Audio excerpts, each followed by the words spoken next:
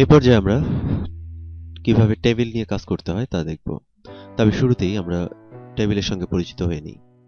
আমরা স্ক্রিনে একটি টেবিল দেখতে পাচ্ছি। এবার টেবিলের বিভিন্ন অংশের সাথে পরিচিত হই। আমরা লম্বালম্বি যে লাইনগুলো দেখতে পাচ্ছি এগুলোকে কলাম এবং এগুলোকে রো এবং ছোট ছোট যে ঘরগুলো দেখতে পাচ্ছি এগুলোকে সেল বলা হয়। আমরা এক্সেলে যখন কাজ করব তখন টেবিলের সঙ্গে আরো ভালোভাবে পরিচিত হব, কারণ এক্সেলে কাজ করতে আমরা টেবিল নিয়ে কাজ করে থাকি। মাইক্রোসফট ওয়ার্ডে টেবিল সম্পর্কে ভালো ধারণা থাকলে এক্সেলে কাজ করা অনেকটাই সহজ হয়ে যাবে। আমরা খুব সহজেই মাইক্রোসফট ওয়ার্ডে নিজের ইচ্ছে মতো টেবিল তৈরি করতে পারি। আমরা এখন দেখব একটি টেবিল কিভাবে তৈরি করা যায়। আরেকবার টেবিলের সাথে পরিচয় করিয়ে দিই। এই অংশটুকুকে রো, এভাবে রো, প্রত্যেকটি রো, এগুলো কলাম, কলাম এবং ছোট ছোট ঘরগুলোকে সেল বলা হয়।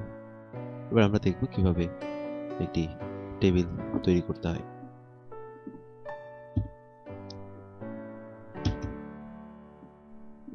টেবিল তৈরি করার জন্য ইনসার্ট ট্যাব, টেবিল, এবার টেবিল ডায়লগ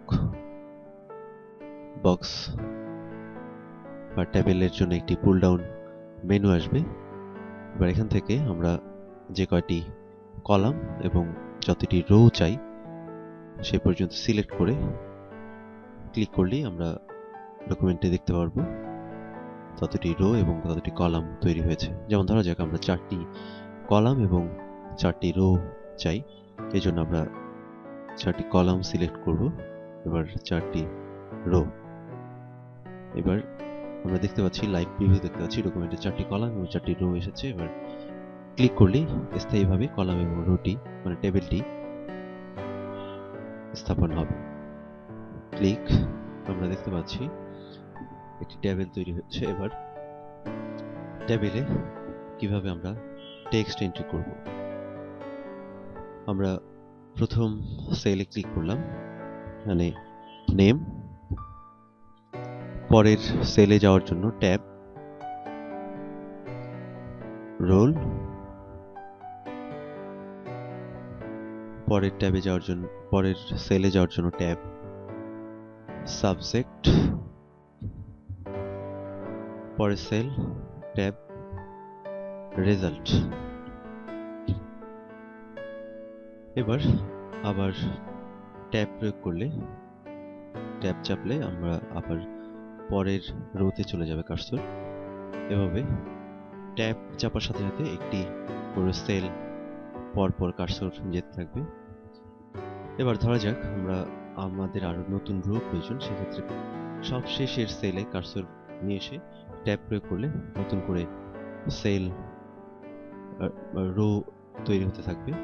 এবার আমরা এখান থেকে কোনো রোকে ডিলিট করতে চাই, ধরা যাক এই রোগুলোকে আমরা ডিলিট করে ফেলবো। এই জন্য আমরা প্রথমে রোগুলোকে সিলেক্ট করে রাইট বাটন, ডিলিট রো। আবার লেখার রো এর মাঝখানে আরো রো নিয়ে আসার জন্য আমরা খুব সহজেই রো নিয়ে আসতে পারি। ধরা যাক আমরা এখানে নতুন একটি রো তৈরি করতে চাই, এই জন্য কার্সর এখানে রেখে right button click, insert row. আবার কলাম তৈরি করার প্রয়োজন হলে একইভাবে যেখানে কলাম তৈরি করার প্রয়োজন, ধরা যাক এই কলামের বামে কিংবা ডানে একটি কলাম দরকার, এই জন্য আমরা কার্সর এখানে রাখবো, right button, insert column to the left, column to the right, অর্থাৎ কার্সর যেখানে অবস্থান করছে তার বামে কলাম দরকার হলে কলাম টু দ্য লেফট এবং ডানে কলাম দরকার হলে কলাম টু দ্য রাইটে ক্লিক করলে আমরা এটি নতুন কলাম পাবো। যেমন column to the right click করলাম, আমরা দেখতে পাচ্ছি রোলের পরে একটি নতুন কলাম তৈরি হয়েছে। এভাবে আমরা খুব সহজে একটি টেবিল তৈরি করতে পারি এবং টেবিলে প্রয়োজনীয় কলাম, রো ইত্যাদি ইনসার্ট করতে পারি।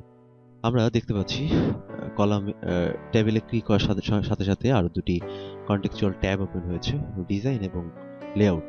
আমরা ডিজাইন এবং লেআউট ট্যাব ব্যবহার করে টেবিলকে বিভিন্নভাবে কন্ট্রোল করতে পারি।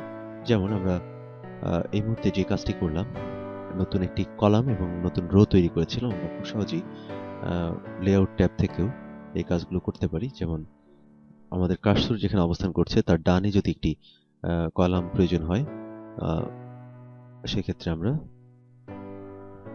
ইনসার্ট লেফটে ক্লিক করলে বামে কলাম তৈরি হবে, আবার ইনসার্ট রাইটে ক্লিক করলে ডানে কলাম তৈরি হবে, ইনসার্ট অ্যাবভ উপরে, ইনসার্ট বিলো নিচে।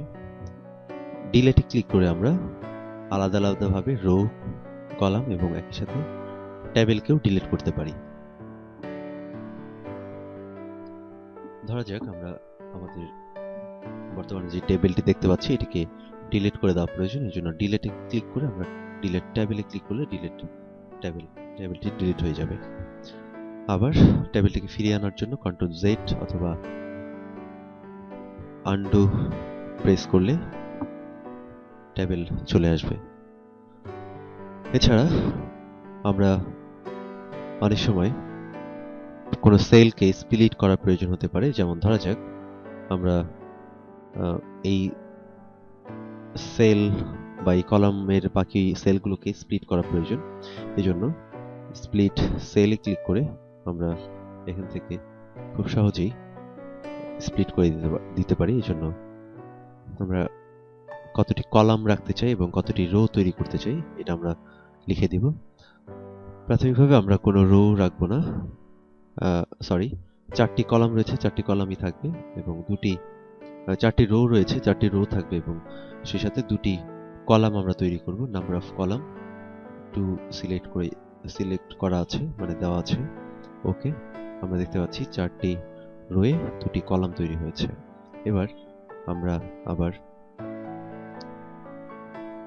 সেলকে মার্জ করে দিতে পারি। যেমন এই দুটি সেলকে আমরা মার্জ করে একটি সেলে রূপান্তর করতে পারি। এই জন্য মার্জ সেলে ক্লিক করে আমরা দুটি সেলকে একসাথে মার্জ করে দিতে পারি।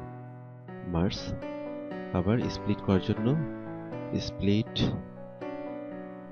Number of column 2, number of rho 1, এভাবে আমরা সেলকে মার্জ করতে পারি।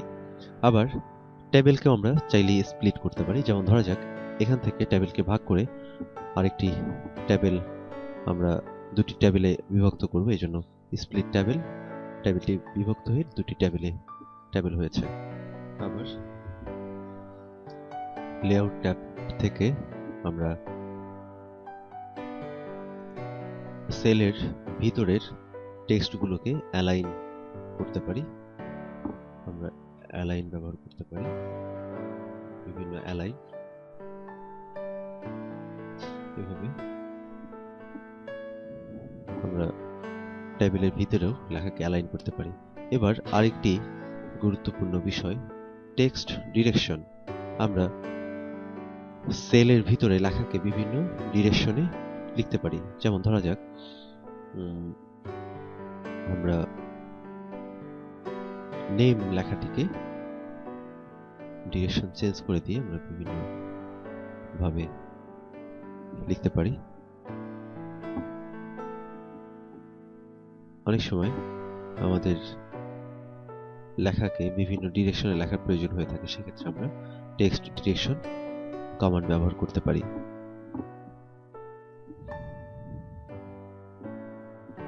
এভাবে আমরা খুব সহজেই একটি টেবিল তৈরি করে সেটার সেল, রো, কলাম ইত্যাদি নিজেদের ইচ্ছা মতো তৈরি করতে পারি।